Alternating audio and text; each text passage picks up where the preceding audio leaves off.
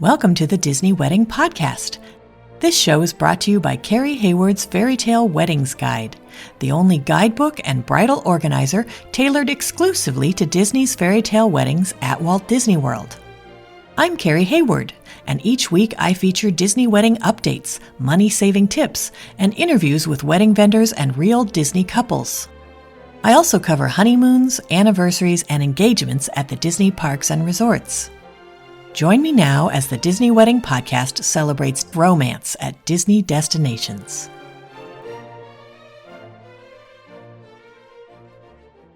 Today on the Disney Wedding Podcast, I am speaking with Disney bride Mel Wright about her vow renewal at the Wedding Pavilion, with a reception at the Napa Room at California Grill and a dessert party at Sago Cay at the Grand Floridian. I thought you guys would be interested to hear how she decided to have a vow renewal and how she planned everything and how it all turned out. So welcome, Mel. Hi, Carrie. Thank you so much for having me. This is such an honor. Thanks so much for being on the show today. I would love to start at the very beginning and find out how you guys decided you wanted to have a vow renewal and you wanted to have it at Disney. Oh gosh, this is going to be like a really long story, but I've always been a huge Disney fan since I was a little girl. But the thing is with Dave, he's not so much, but he's actually gone a lot better now at it.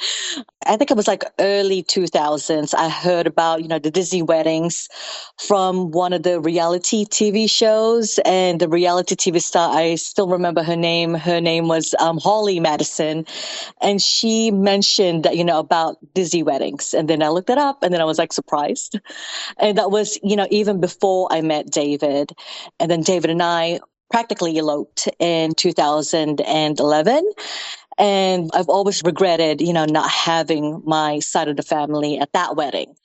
So, we've actually planned a proper wedding, in Australia for my family and his family as well. But we had to postpone it because at that time, he was deployed in Korea and I was still living in, Sydney, Australia. And we were just living apart for like 6 months of our marriage. So we postponed it and I regretted that. And then fast forward to 2017. And that's when I started the Right Magic. And that's where I started to hand paint shoes for Disney brides as a side hustle, as well as working as a healthcare professional. This was before I knew about the Disney bride groups were a thing. So, it's funny now, finding you guys, seeing the community. And always in the back of my head, that I wanted to do a proper wedding, And then we have been annual pass holders for, I think, 3 years now.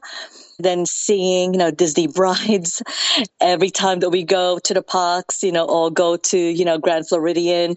And of course, painting numerous Disney brides, shoes. That really made a huge impact on my decision-making process. So, so David was really in trouble at that time. And then around about February last year, David and I sat down. I remember we were, at a festival here in St. Pete and, we just decided we have to do it. My mom and my grandmother are not getting any younger. And I thought that, it would be a great way for, the rest of our family and my friends, his friends, to really get together finally and see us get married. And then, of course, David re-proposed to me at Disneyland Paris just a few months before the vow renewal. So that was great. That's wonderful. How did your friends and family react when they found out you were going to have a vow renewal and it was going to be at Disney? Okay, so I think that's a big mixed bag of reactions from everybody. My family back home in Australia, they didn't really know that, Disney did weddings. So they kind of looked at it as what would that look like? Is it going to be a kiddie party or whatever like that? But we also have family members and friends here in Florida that actually knew about Disney wedding. So, they were very, very excited. I mean, as soon as I told them about it, they already planned on what to wear, and what to do and where to stay, even before I did, the room blocks and everything like that. So they were very excited. So it was very much a mixed bag. How many guests did you invite and how many were able to make the trip? We actually invited 28 guests. It was a tight, close-knit family and friends that we wanted to invite. And it was actually 24 people that attended. So, that was a pretty good turnout. Most were locals. Those are our friends. And of course, our grown sons who are, living out of state. They all flew, or one of them drove because he lives in Pensacola, and that's our eldest. My youngest son lives in Ohio, so he and his wife flew down. And of course, my middle son, who's based in Montana, he flew down as well. And then, the rest who are, like my family from Australia, they flew up from Sydney, Australia. So it was good. Did you set up a room block for your guests?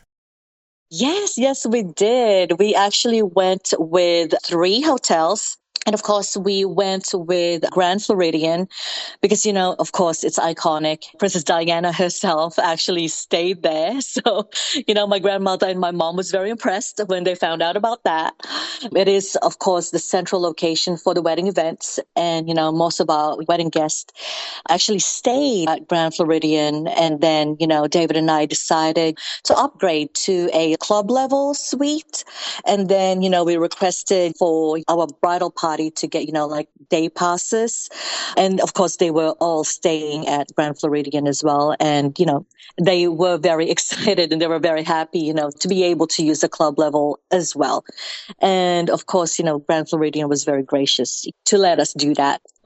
And then we also went with Port Orleans, Riverside, because we are huge dog parents. We have 3 bulldogs, and we had a few family fly in, our friends as well with fur babies. And as you know, with Riverside, it is very pet friendly, and the vibes over there is, just awesome. And of course, for the budget friendly, we went with Pop Century. Got it. Now, how did you guys choose the day of the week and time of day for your event? Was it your actual anniversary? No, we didn't. I really specifically did not want to do that because our original wedding day falls under July 4th. And no one told me the significance of, July 4th being Australian. I had no idea. And I wish people told me, so we wanted to treat this vow renewal as, as a vacation, as a holiday. So, we wanted the vibes of, a long weekend. And of course, we chose April, which is, my birth month. And I didn't want it to fall so close to my birthday in regards to having the actual vow renewal / wedding. So we initially went with the first week of April. But with my family flying in from Australia, we eventually decided on the second week of April on a Thursday morning instead. And it was a very early morning start. It really helped us maximize the time for the Magic Kingdom shoot to the wedding events and, the dessert party later on that night. Got it. How did you choose your ceremony and reception venues?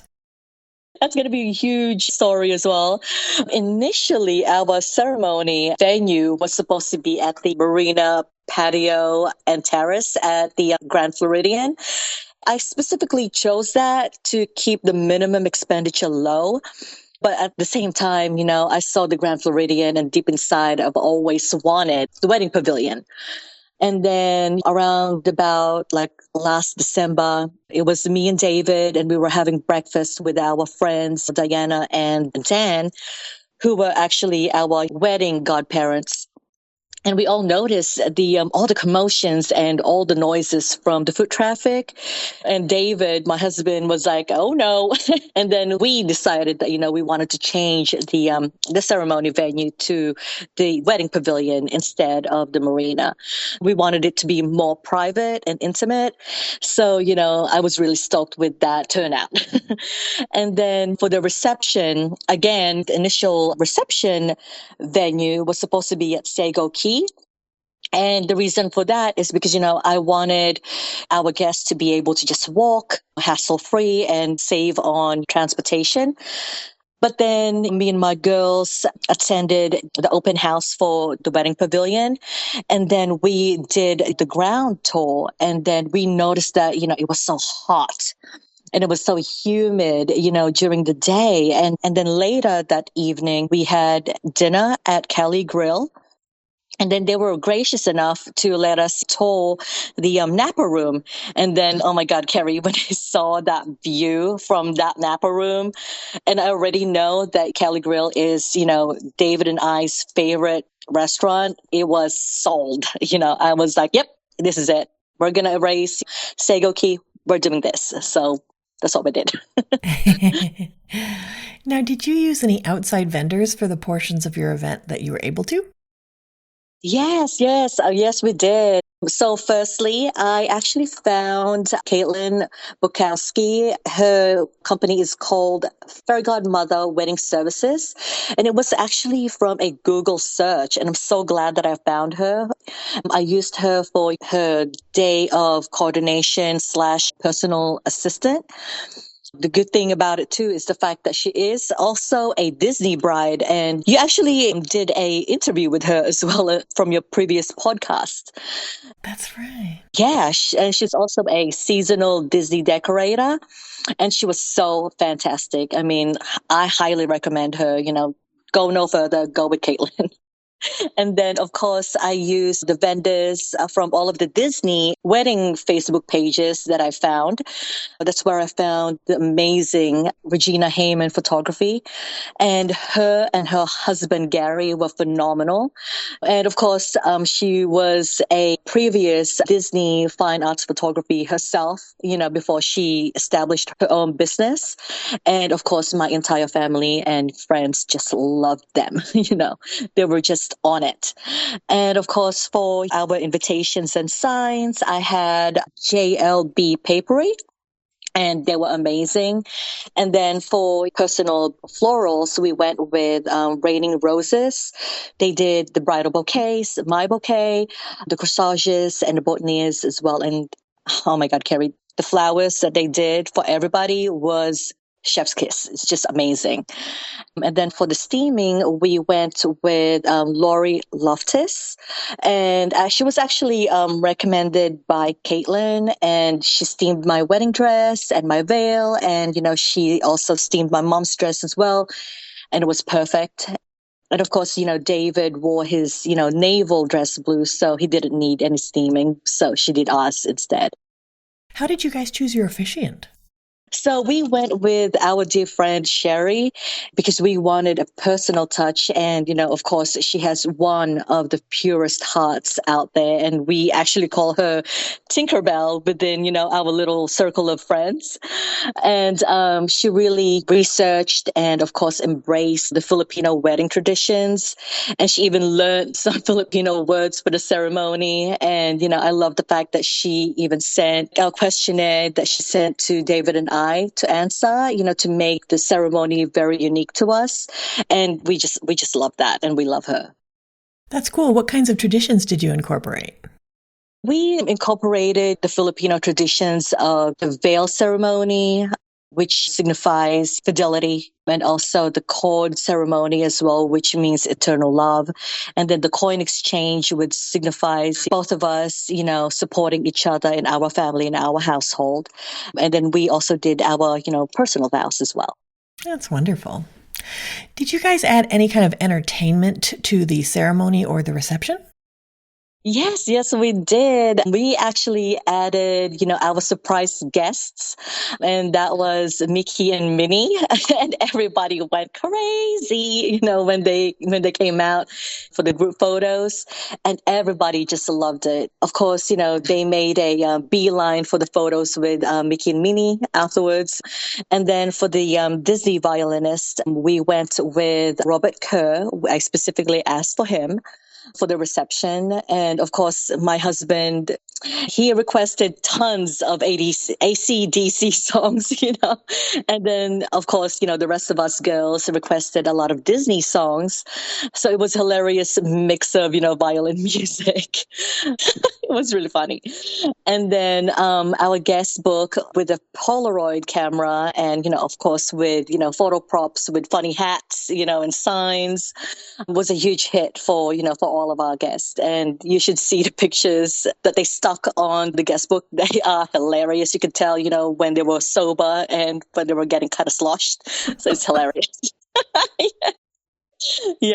And then one of my besties, and of course, she's a huge Disney nerd as well.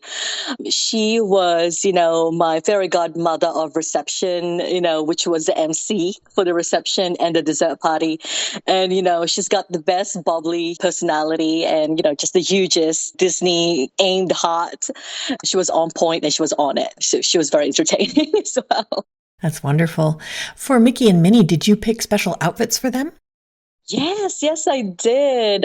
The color theme that we went was pink, blushes of all pinks and very tropical. And so when I saw the Mickey and Minnie, I think it was a rose gold, and it was amazing. The same blush pink went so well with some of the tropical flowers on my bouquet and everyone else's bouquet. So that was perfect. Great. Okay. Do you have any menu items or cake flavors that you would recommend? Yes. So we actually went with the brunch buffet at Cali Grill. And oh my gosh, I heard people bragging about the steak and eggs, and my husband loved that as well. And, we are meat eaters. And of course, the chicken and biscuits was delicious as well. And that's actually my mom's favorite from the menu.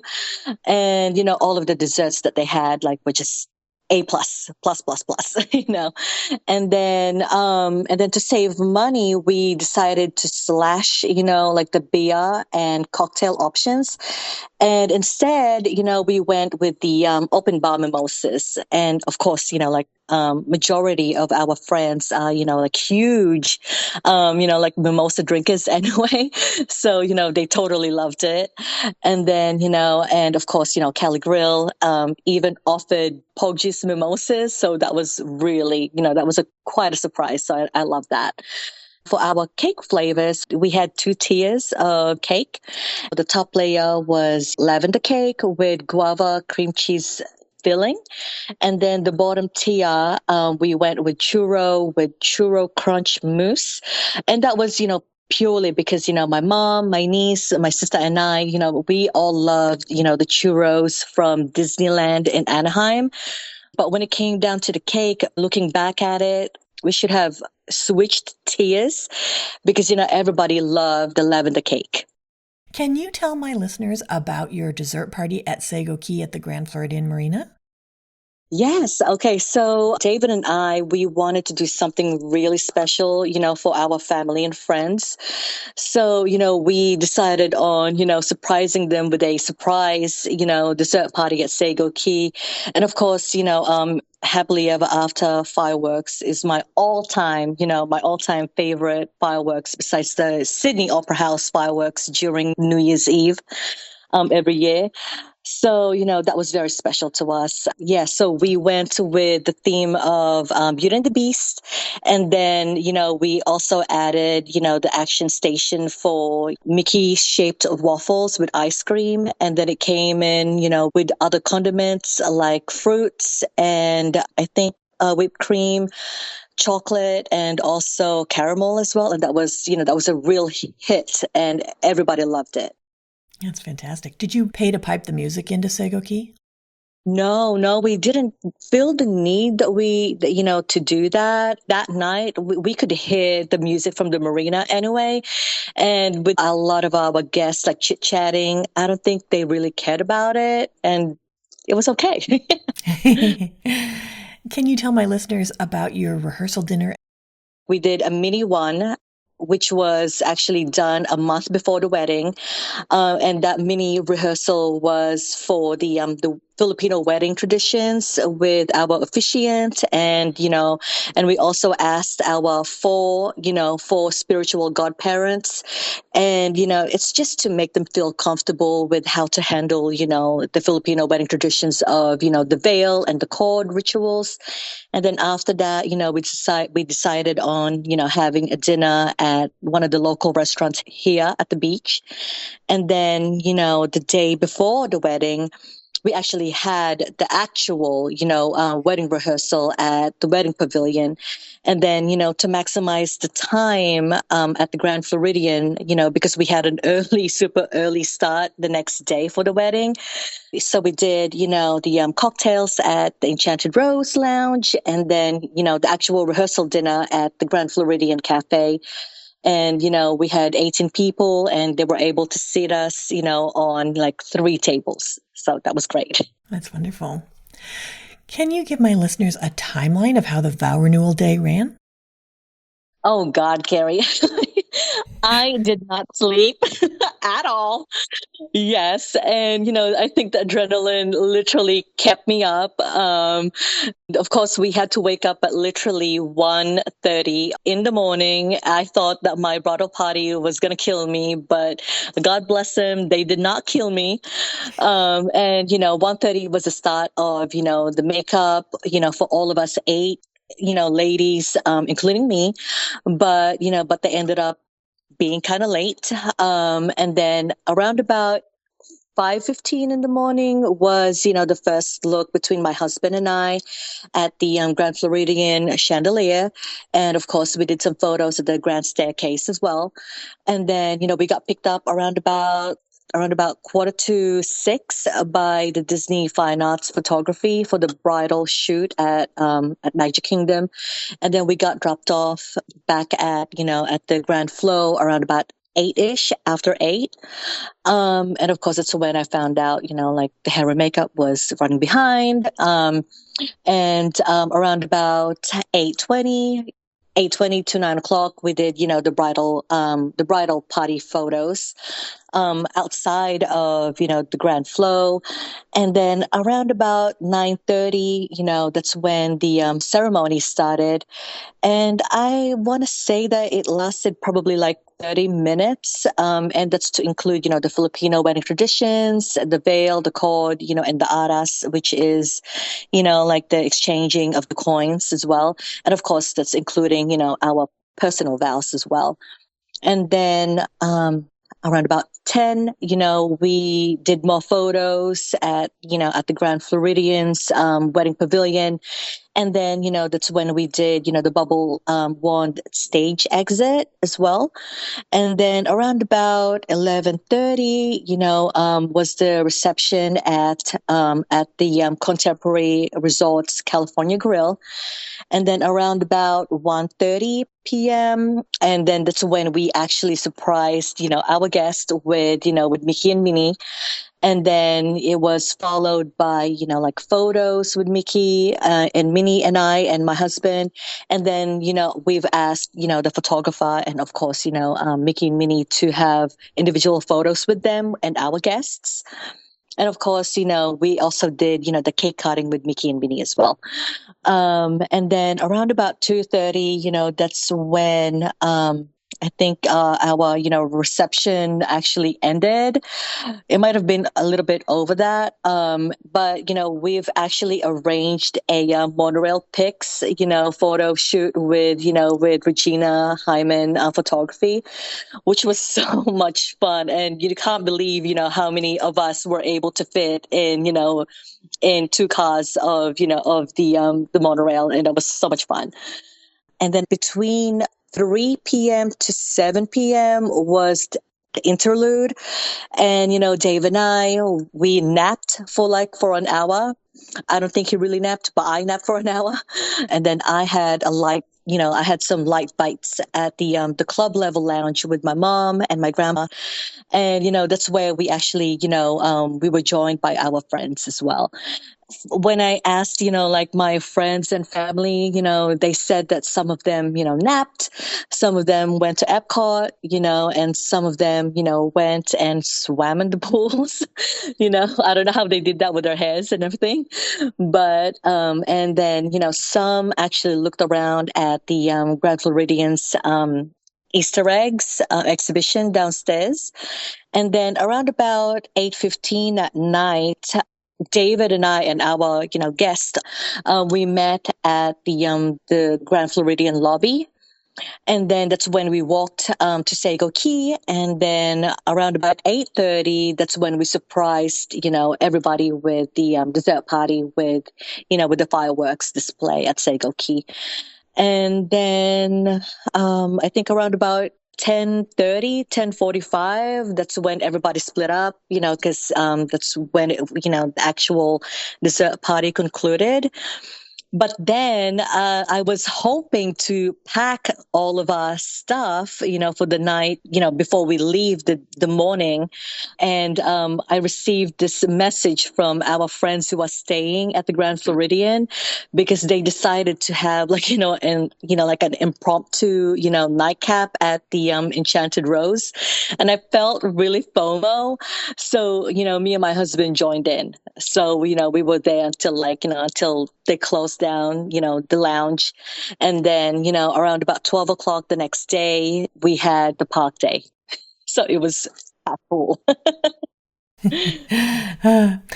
Now, for couples who are also thinking about having their Magic Kingdom portrait session on the morning of their ceremony, can you talk about that? Was it a super long day? Did you not really notice it? Would you recommend it? I highly recommend it. I think I went in, Carrie, after listening all of, from your podcast, and of course, reading people's reviews on their day. And I initially thought that was crazy, but then I just wanted the full entire day and night, to be packed filled with love and of course with Disney. So I think I really mentally prepared myself, and I mentally prepared my husband and as well as our friends and family. I tried to make the point and tell them that, yeah, no, like this is going to be a long, long day. So I was prepared. We were all prepared. And, I didn't feel all that tired. I mean, I didn't sleep at all the night before the wedding. But I did nap, as I mentioned. But I think that nap really, really helped because I was going until 12 o'clock in the morning. Okay, so out of all of this, what ended up being your favorite memory of your vow renewal? Okay, I think I actually have 3 favorite memories. I'm going to be greedy. And those really stood out. So if you don't mind me saying them.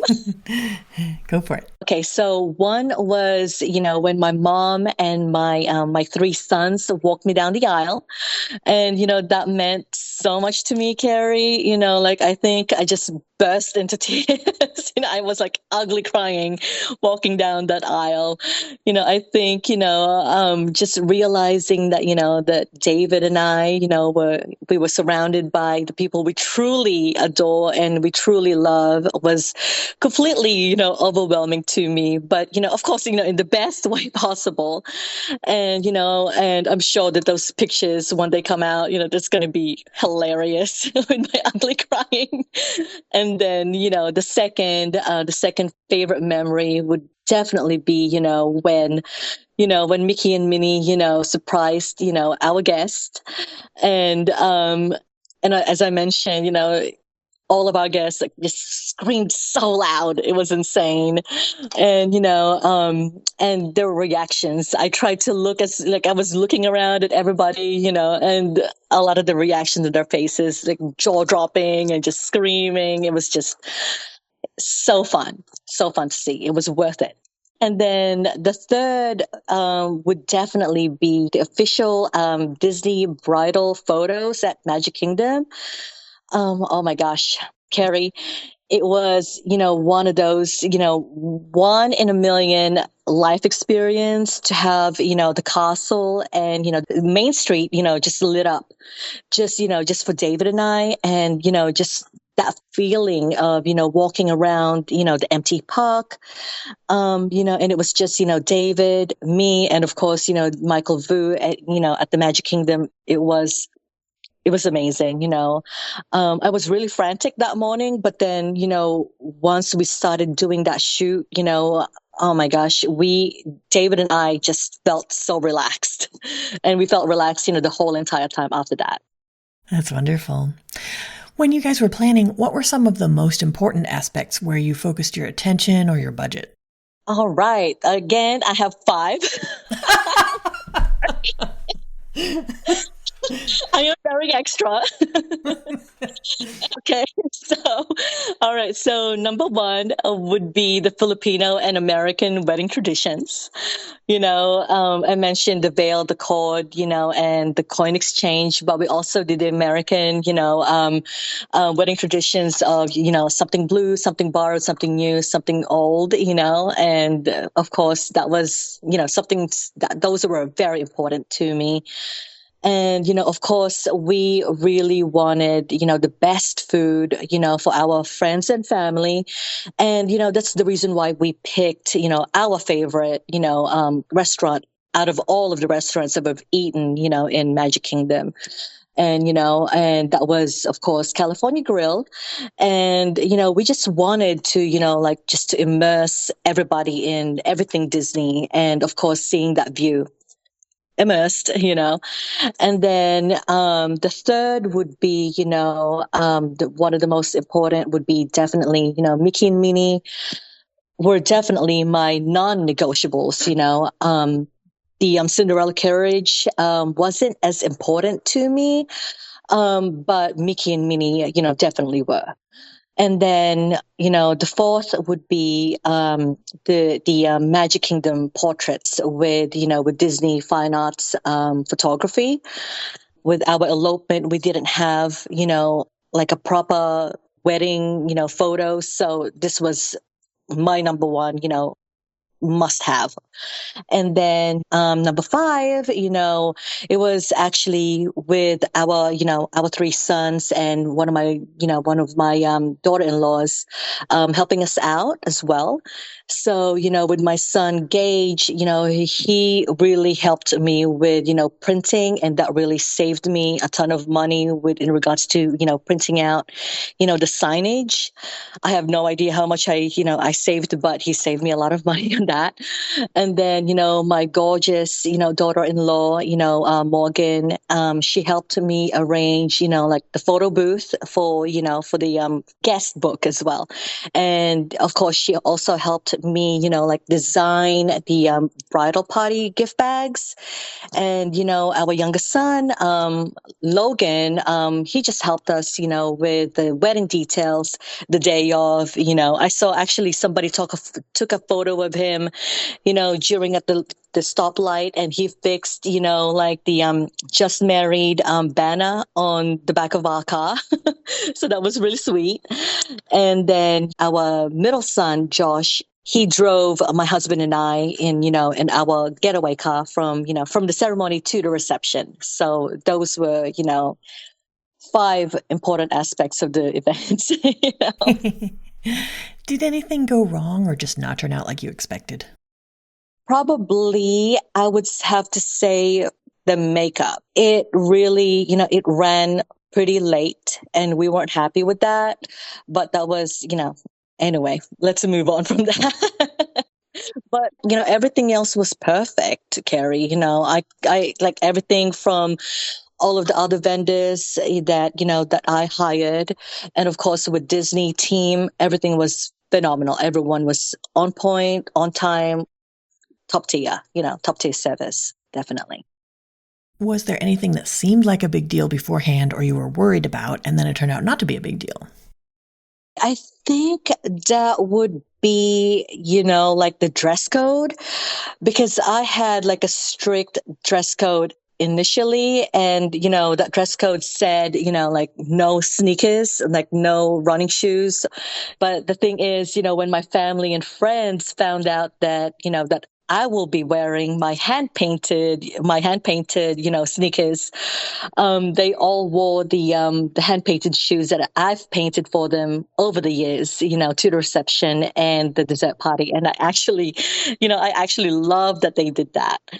And then, for the favors as well, we actually went back and forth about the favors, but we decided not to do the favors. So instead, we ended up, doing the Cinderella carriage nameplates, and it ended up being a big hit because like 100% of our guests took them home, as like a favor as well. So two birds, one stone. Now, is there anything you would have done differently knowing what you know now? Probably, as I mentioned already, definitely look for a better makeup artist and probably do my own eyebrows because I like the way I do my eyebrows. But other than that, everything else was perfect. That's great. Do you have any other tips or advice for future Disney couples, maybe people who are considering a vow renewal? Yes, I do. And you know what, Carrie? Seriously, your guidebook and especially your podcast, really helped me a lot, I listened to countless of your podcasts, about, like fellow Disney brides and of course, vendors as well that you've interviewed. And oh my God, you saved my life and you saved me a lot of money. So thank you for that. And then, my personal advice would be, for the brides and the grooms, to be extra patient with the Disney wedding team. And, for the first few months of communication, they will be slow, they will be very slow at first, but please, trust the process. And, just keep in mind that, that Disney is known for its, first class service, of course, and they make fairy tale wedding on the daily. So and just for us it was completely a turnkey experience, so just trust the process. Of course, to me, you should also list down your non-negotiables for your dream wedding, and don't be afraid to ask your Disney wedding planner. And of course, I would also highly recommend doing a fortnightly, or biweekly for my Americans, to do a payment installment. And that just made it so much easier for David and I. We just love that method. We were able to literally have, our wedding, entire wedding paid in full, 2 months before the big day. So, and also I would highly advise on, investing in a wedding coordinator or a personal assistant. Of course, my family and friends, they offered help, with, setting up. But, Carrie, I didn't want them to feel stressed, with that responsibility. And I just wanted them to have a good time, and of course see the magic of Disney, and not to be focused on chores. But of course if I did that, they would probably feel like Cinderella or Snow White. So oh well, maybe next time. And then, of course, I would definitely suggest and recommend, doing at least one park shoot, with the Disney, fine arts photography, because, David and I, as I mentioned, we just felt so relaxed, and it's truly a one in a million, lifetime experience. I've noticed as well, from the numerous, podcasts that you've, posted, and it truly is, for real, keeping your partner very close to you, the entire time, and, just experiencing everything. And it really, truly rang true. If you're also able to request for Michael Vu, for your Disney fine arts photographer, please do it. And then, of course, go with the venue that's really naturally stunning, and, that requires less, decor, like the Wedding Pavilion and the California Grill, because they have, I mean, if you see them, you will just fall in love. And the Magic Kingdom views are just, it's just amazing. I'm speechless just thinking about it. Then, of course, lastly, I would definitely suggest and highly recommend, to do not stop editing your BEO with your Disney planner until it is perfect and up to your standard. And I guess that's it. Well, Mel, I think you've offered a lot of great tips and advice for anyone who's interested in getting married or having a vow renewal at Walt Disney World, and I appreciate your taking the time. Thank you so much, Carrie. You have no idea, reading, your guidebook and listening to your podcast and now being here with you. It's truly such an honor. Thank you so much. That's our show for today. I'm your host, Carrie Hayward, inviting you to join me again next week for another episode of the Disney Wedding Podcast. Past shows and tons of photos for each episode are available on my website, DisneyWeddingPodcast.com, or listen in your favorite podcast app. And for instant answers to all your Walt Disney World wedding questions, check out Carrie Hayward's Fairy Tale Weddings Guide, available as an interactive ebook with continual free updates at fairytaleweddingsguide.com.